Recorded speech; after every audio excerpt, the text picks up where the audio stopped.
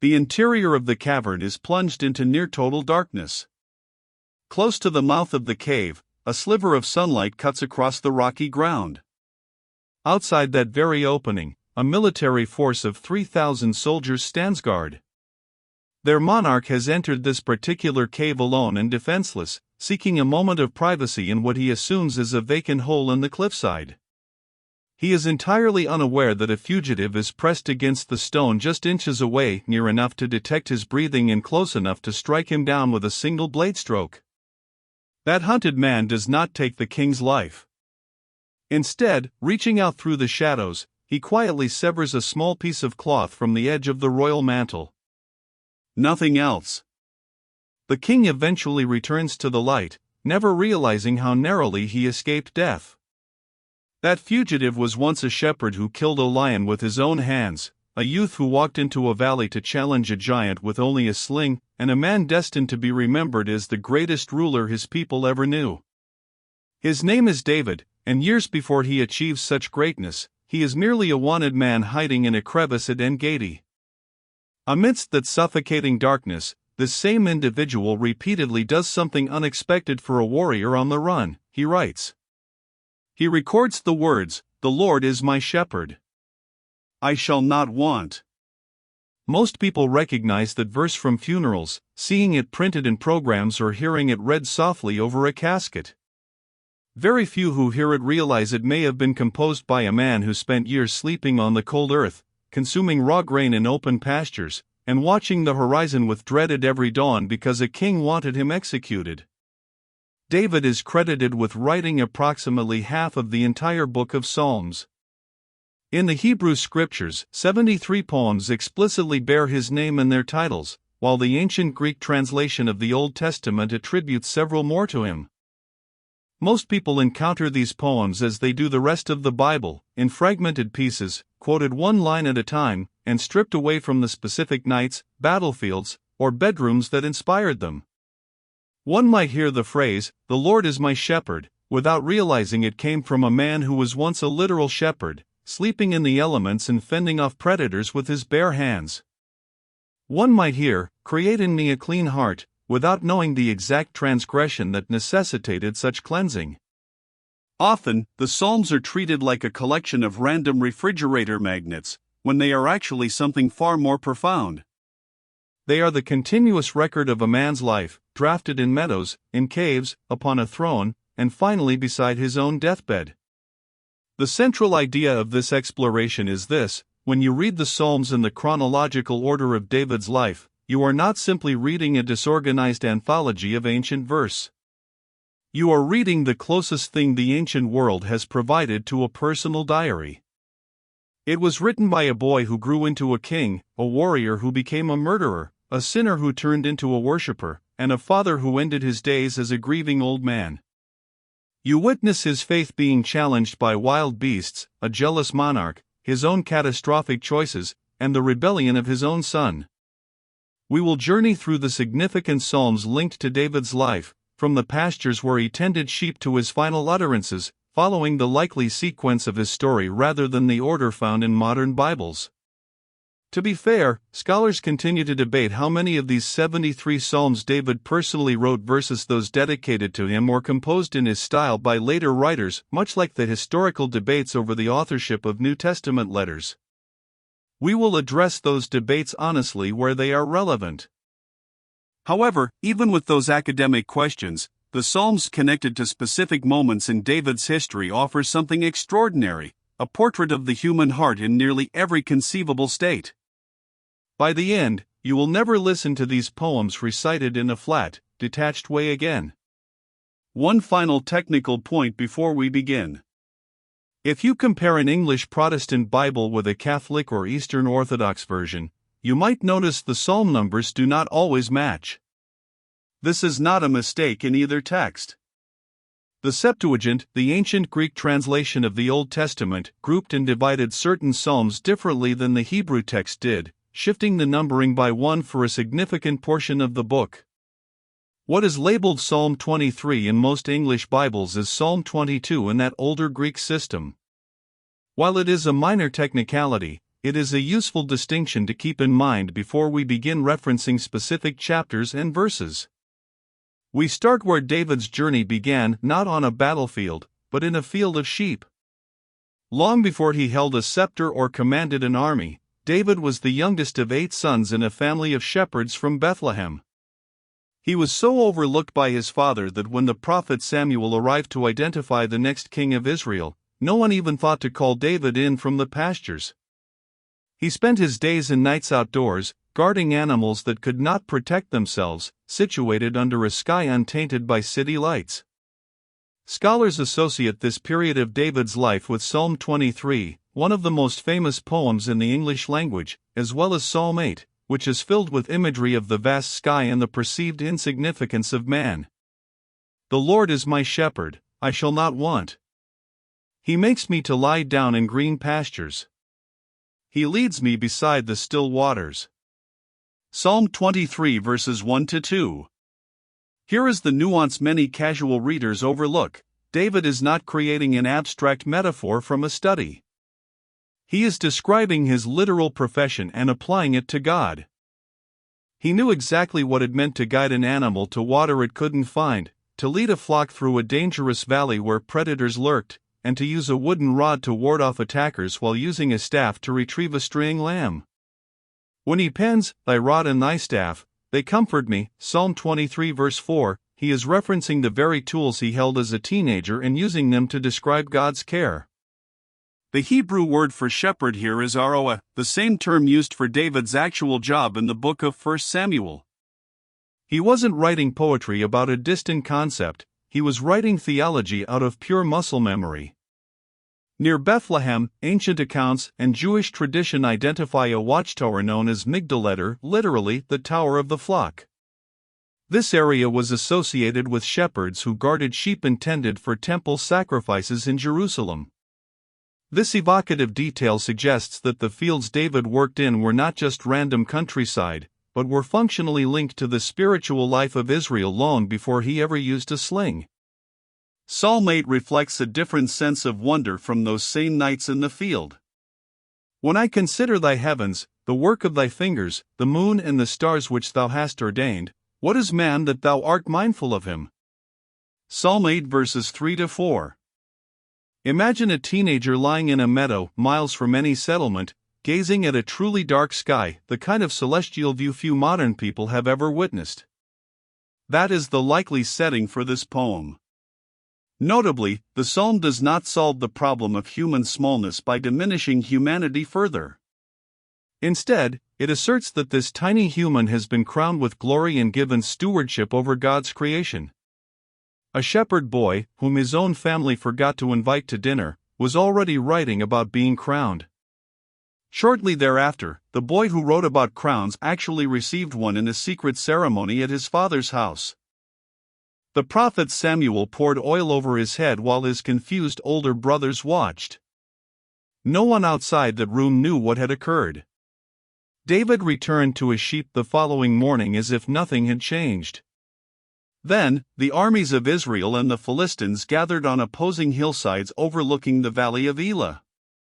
From the Philistine side emerged a champion over 9 feet tall, a giant named Goliath, who taunted the Israelites to send a single warrior to face him. Archaeologists working at a site called Khirbet Kiafa, which overlooks that valley and dates to David's era, have found a 2-gated fortress and early alphabetic inscriptions. This provides physical evidence that this valley was a real, fortified border between 2 actual civilizations, not a myth. Scholars link Psalm 144 to this period when David first stepped onto a battlefield. Blessed be the Lord my strength, which teacheth my hands to war and my fingers to fight. Psalm 144 verse 1. The key detail here is that David does not take credit for his own skill. Before he ever hurls a stone, he credits God for training the muscles he is about to use. It is like a soldier praising his drill instructor in the heat of combat rather than his own instincts. His confidence was not self-generated, and he seemed to recognize that even as a youth standing before a man 3 times his size. David defeated Goliath with a stone and a sling, and his life was transformed instantly. He was brought into the court of King Saul, became a renowned commander, and eventually married Saul's daughter, Michal. This marriage followed an unusual and dangerous bride price set by Saul, who hoped David would be killed in the process, 100 Philistine foreskins as proof of military victory. David not only met the demand but doubled it, presenting 200 instead of 100. For a time, it seemed like the quiet fulfillment of his secret anointing. The shepherd boy had married into the royal family that once ignored him. However, when the women of Israel began singing a victory song in the streets, saying, "Saul hath slain his thousands, and David his 10,000s, something in King Saul's mind broke. From that moment on, Saul viewed David as a rival rather than a loyal soldier. He attempted to impale David with a spear in his own home and sent assassins to David's house at night with orders to kill him at dawn. Scholars connect Psalm 59 to this specific crisis, as its heading notes it was written when Saul's men were watching the house to kill him. "Deliver me from mine enemies, O my God, defend me from them that rise up against me." Psalm 59 verse 1. David's wife, Michal, helped him escape through a window that night. From then on, he became a fugitive in his own land, hunted by the king he had served. It is important to realize that this was not a metaphorical enemy. Actual soldiers were standing at his front door on the orders of a king, waiting for the sun to rise so they could murder him in his bed. Before David vanished into the wilderness, one vital relationship remained. Jonathan, Saul's son and the heir to the throne, had every political reason to see David as a threat. Instead, he made a covenant of loyalty with him and repeatedly warned David of Saul's intentions. At a final, secret meeting in a field, the two men wept before Jonathan sent David away, both sensing it might be their last time meeting in freedom. Although no specific psalm is tied to this friendship, its influence is felt in everything that follows. David spent years being hunted by one member of Saul's family while remaining devoted to another, turning his story into a complex political and family tragedy. With few options, David fled to the Philistine city of Gath, the hometown of the very giant he had slain. In retrospect, it was a desperate and dangerous move. The Philistine king's servants recognized him immediately, even quoting the victory song about him. David realized he had walked into enemy territory as the most famous enemy soldier in existence. Scholars associate Psalm 34 with what happened next. Terrified, David feigned insanity before the Philistine king, scratching at the gate doors and letting saliva run into his beard. Disgusted, the king had him thrown out rather than executed. "I sought the Lord, and he heard me, and delivered me from all my fears." Psalm 34 verse 4. What is striking about this psalm is that David does not boast of his own acting skills or cleverness. Instead, he credits God for his survival. The Hebrew word for fear used here, mager, refers to a terror that physically grips the body. David isn't writing a calm academic reflection, he is writing as a man whose hands are likely still trembling after playing a madman to escape execution. Interestingly, some psalms mention an instrument called the gittith, which scholars link to Gath, possibly referring to a style of music from that city, a lingering echo of a place that almost cost David his life. From Gath, David moved into the Judean hills and hid in a cave near Adullam. Word began to spread that the future king was hiding there. People in distress, those in debt, and those unhappy with Saul's rule began to join him, about 400 men in total. David was transformed from a lone fugitive into the leader of a ragtag militia. Scholars link Psalm 142 to this time, as its title states it was written in the cave. "I cried unto the Lord with my voice unto the Lord did I make my supplication. I poured out my complaint before him." Psalm 142 verses 1-2. The Hebrew word for complaint here, sayak, implies an unfiltered outpouring, more like venting than a formal prayer. David isn't filtering his emotions for an audience. He writes, "No man cared for my soul," Psalm 142 verse 4, despite being surrounded by 400 followers, showing how loneliness can persist even in a crowd. Psalm 57 is also attributed to this period, featuring vivid imagery of David's soul among lions and his enemies' tongues like swords. He concludes with a repeated chorus, "Be thou exalted, O God, above the heavens, let thy glory be above all the earth." Psalm 57 verse 5.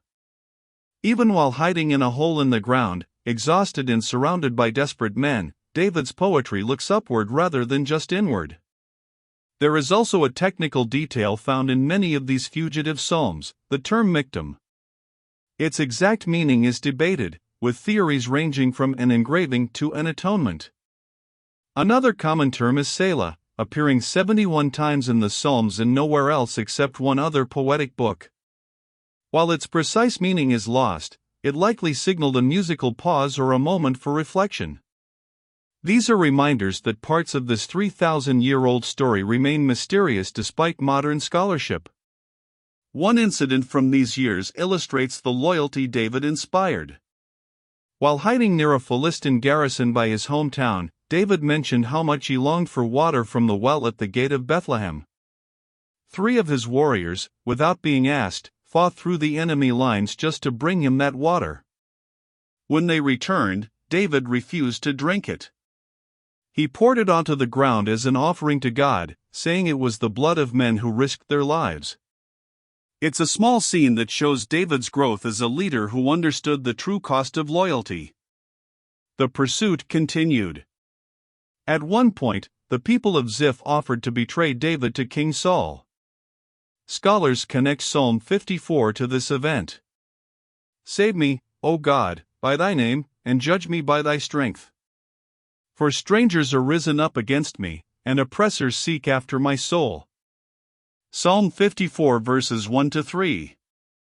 These strangers were actually David's own countrymen, people from his own tribal lands who chose to betray a fellow Israelite to curry favor with the king. David uses a Hebrew word for strangers that can describe people who have made themselves foreign through their treacherous actions. During this same era of exhaustion and thirst in the barren wilderness, David wrote Psalm 63. "O God, thou art my God, early will I seek thee, my soul thirsteth for thee, my flesh longeth for thee in a dry and thirsty land, where no water is." Psalm 63 verses 1-2. This wasn't a metaphor written in a comfortable office. David was standing in a literal desert, likely low on water and physically drained. He took that physical sensation of thirst and redirected it toward a spiritual longing for God. He took the loudest sensation in his body, desperate thirst, and transformed it into an expression of faith. One of the darkest episodes of this chapter involved Doeg the Edomite, an official in Saul's court.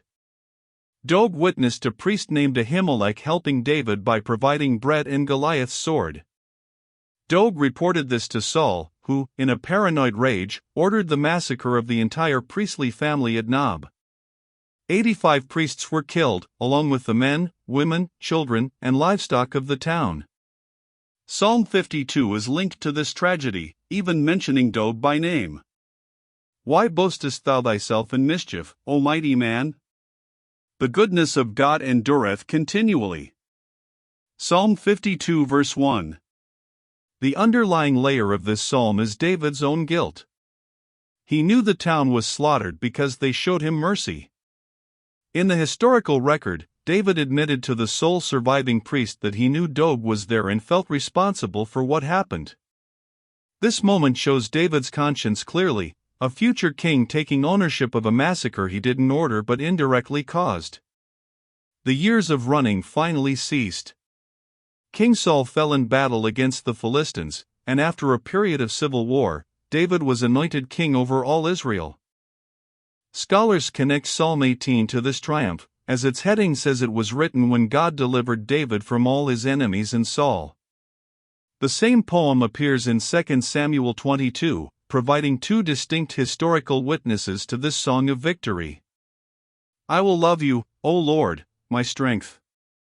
The Lord is my rock, my fortress, and my deliverer." Psalm 18 verses 1-2.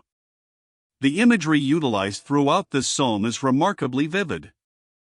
It depicts smoke billowing from God's nostrils and the Almighty riding upon a chariot, soaring on the wings of the wind while the very foundations of the mountains tremble. David employed the language of ancient storm poetry and warfare to illustrate a literal rescue he believed he had personally experienced. There is a specific detail here that often arrests a reader's attention. Outside of the acrostic poems, this is the most extensive psalm credited to David. It functions essentially as a war memoir transformed into an act of worship, the work of a man who lived in caves for years, finally breathing a sigh of relief once the primary threat of his youth had vanished. Upon becoming king, David did not merely settle into his deliverance. Instead, he spearheaded numerous military campaigns that pushed Israel's borders further than ever before. He engaged coalitions from Aram Zobah and Aram Naharaim to the northeast, while Joab, his general, secured a separate, grueling victory against Edom and the Valley of Salt to the south.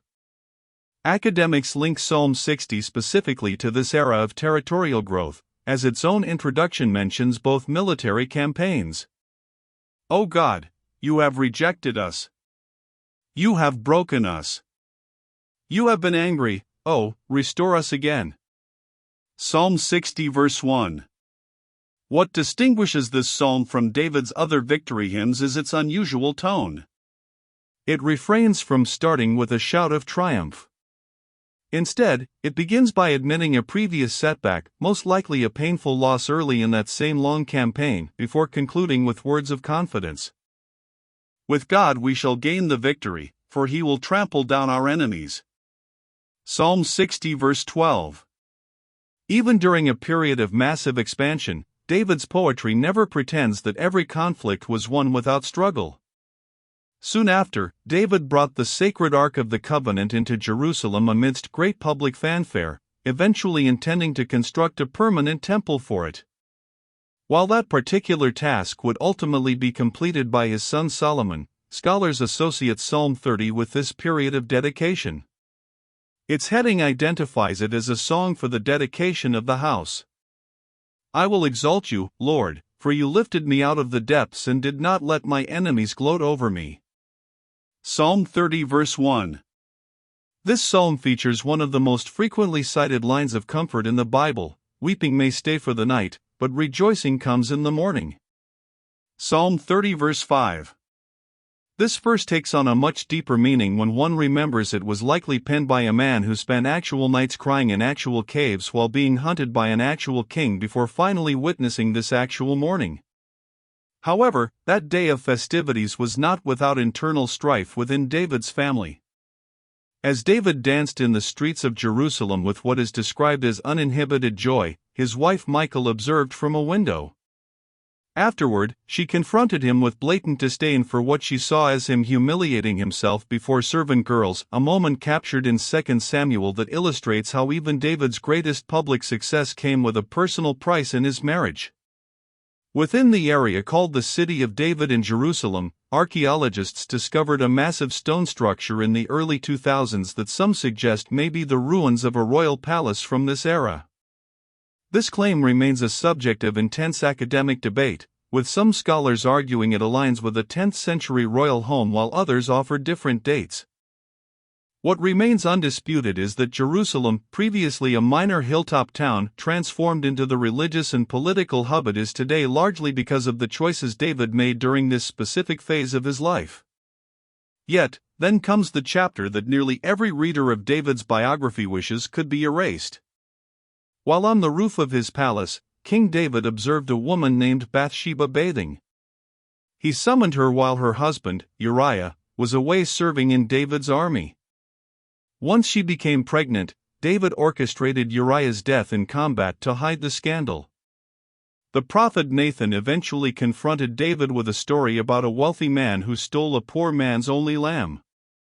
When David reacted with genuine fury against the fictional villain, Nathan spoke one of the most chilling lines in the Old Testament. You are the man.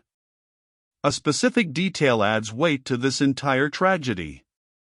Uriah, the man David had killed to mask his sin, is described as a Hittite, a foreigner who served Israel's military with unwavering loyalty. In the narrative preceding his death, Uriah refused to even sleep in his own house while his comrades were still in the field, prioritizing solidarity with his fellow soldiers over his own pleasure. It was the very loyalty David himself failed to demonstrate throughout this incident.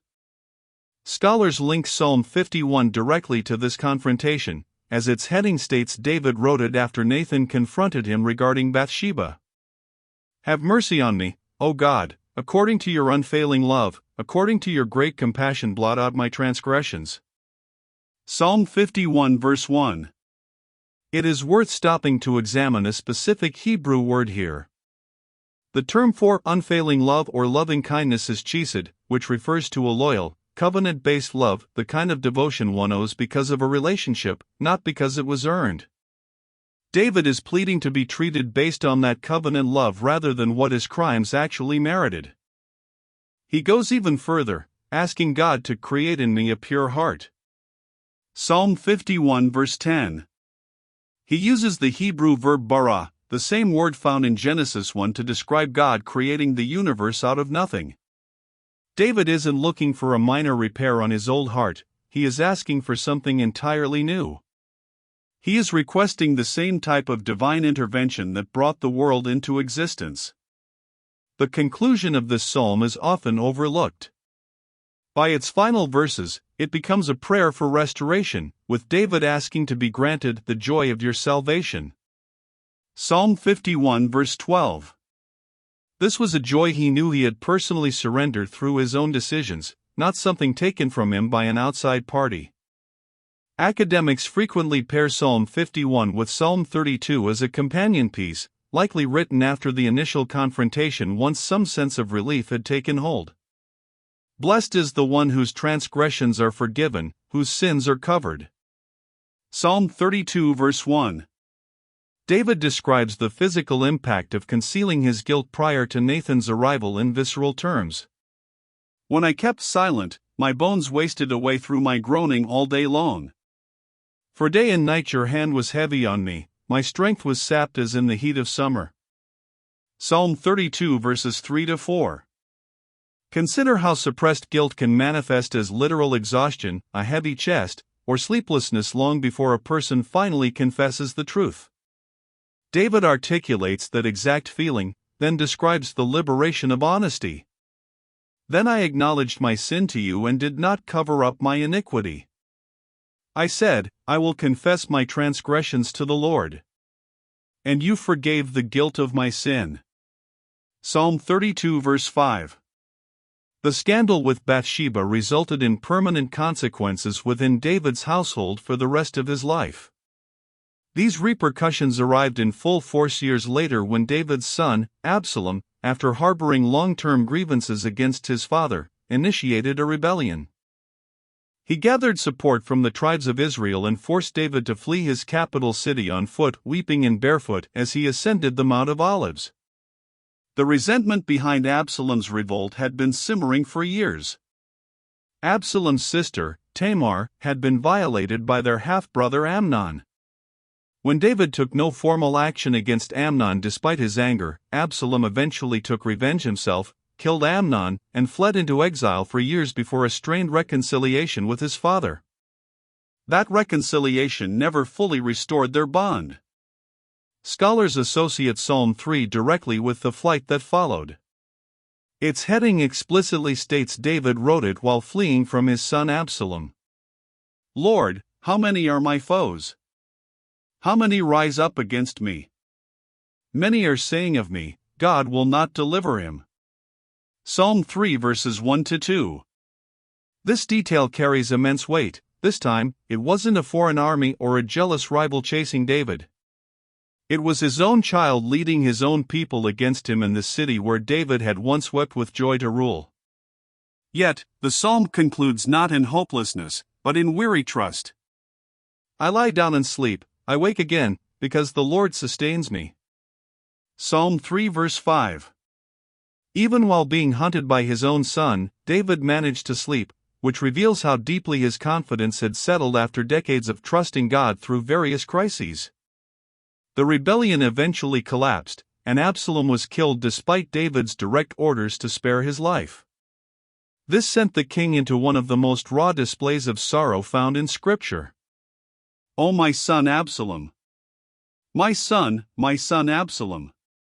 If only I had died instead of you, O Absalom, my son, my son." 2 Samuel 18 verse 33.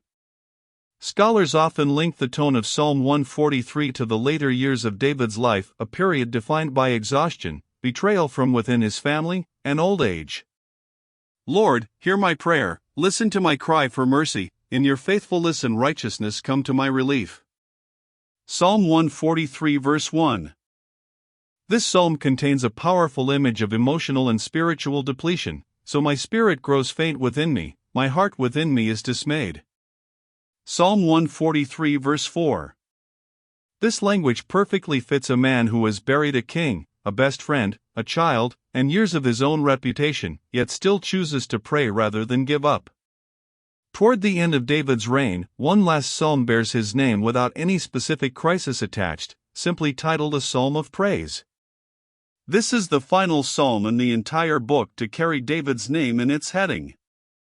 It is an acrostic poem in Hebrew, where every verse begins with a subsequent letter of the alphabet, from Aleph to Tav. "I will exalt you, my God the King, I will praise your name forever and ever." Psalm 145 verse 1. The structure of this finale deserves our attention. The man who once wrote from a cave that no one cared for him, who once begged for a new heart from nothing, and who once fled his own son on foot, concludes his contributions to the Psalter with a poem that deliberately and exhaustively uses every letter available to him to offer praise.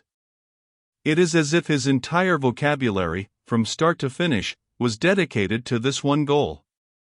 This psalm even includes a line that David's life had tested from every possible angle: "The Lord is near to all who call on him in truth." Psalm 145 verse 18.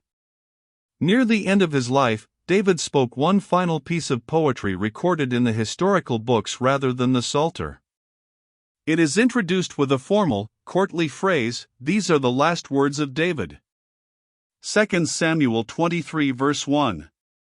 "The Spirit of the Lord spoke through me, his word was on my tongue." 2 Samuel 23 verse 2. He describes a just ruler as being like the morning light or the tender grass that sprouts from the earth after rain. 2 Samuel 23 verse 4. This is a farmer's metaphor from a man who started as a shepherd boy watching the grass long before he ever dealt with armies or thrones. Tradition says David died peacefully at an old age, having ruled for 40 years, and was buried in the city that still carries his name. While modern excavations in Jerusalem's City of David continue to search for his original tomb, a less disputed piece of evidence exists elsewhere. In 1993, archaeologists at Tel Dan in northern Israel found a broken basalt stone inscribed in ancient Aramaic by a foreign king boasting of victories. Within that text is a phrase most scholars translate as "by David" or "House of David," dated about a century after David's reign. For centuries, skeptics argued David was merely a legend without any historical footprint outside the Bible. That single stone became a major archaeological rebuttal to that theory. A foreign enemy writing for his own purposes still acknowledged David's dynasty as a significant entity to defeat. Some scholars also suggest a weathered inscription on the Moabite stone, found in 1868, might contain a similar reference, though that reading is more controversial. Even so, the Tel Dan discovery alone shifted the academic conversation, moving David from a literary figure to one historians accept as the head of a real royal line. If this perspective helps you hear these psalms in a new way, please take a moment to help this message reach others who need to see David's story as a connected life rather than 150 disjointed verses. Subscribe, leave a comment, or share this with someone who enjoys diving into Scripture with us here at Bible Talk Simplified. Consider the arc of this entire journey now that it is laid out chronologically. A shepherd boy writing about crowns before he wore one. A teenager giving God credit for training his hands before fighting a giant. A fugitive in a cave writing that no one cared for him, while surrounded by 400 men who were there because they did. A man writing about thirst while actually parched in a desert. A newly delivered king breathing a sigh of relief in his longest victory song. A guilty man asking to be made new rather than just repaired. A grieving father sleeping while his own son pursued him. And finally, an elderly king exhausting his alphabet in praise before speaking his last words and passing away. Observe how David's faith evolves over this timeline. It is never stagnant. The boy who wrote about green pastures became the man who honestly admitted feeling abandoned, then the man who desperately needed a new heart, and finally the old king who felt his spirit being overwhelmed. If your own walk with God has changed shape, becoming quieter, more desperate, or more grateful, David's life suggests that isn't a sign of failing faith. It might be the only honest kind of faith there is. Perhaps the most lasting detail is this: David was, at different times, a shepherd, a warrior, a fugitive, a leader, a betrayed friend, a king, an adulterer, a murderer, and a grieving father. Almost none of these psalms were composed in comfort. They came from caves, deserts, rooftops of shame, and mountain paths. Yet these words outlasted his throne, his kingdom, and every enemy he ever faced. The cave at En-Gedi still exists today above a flowing spring. However, the throne and Saul's kingdom are gone. Somehow, 3,000 years later, people still stand at weddings and funerals and hospital beds to say, "The Lord is my shepherd, I shall not want," without always knowing the man who first wrote it was running for his life when he did. One final thing to remember: David is never portrayed as a perfect man with a perfect life. He is shown as a man who returned to God after every version of himself: the scared teen, the commander, the fugitive, the king, the sinner, and the grieving father. If you look nothing like you did 5 years ago, David's story suggests you aren't necessarily drifting away. This may simply be what an honest, lived-out faith looks like over a lifetime, from the shepherd's field to the deathbed and every true moment in between.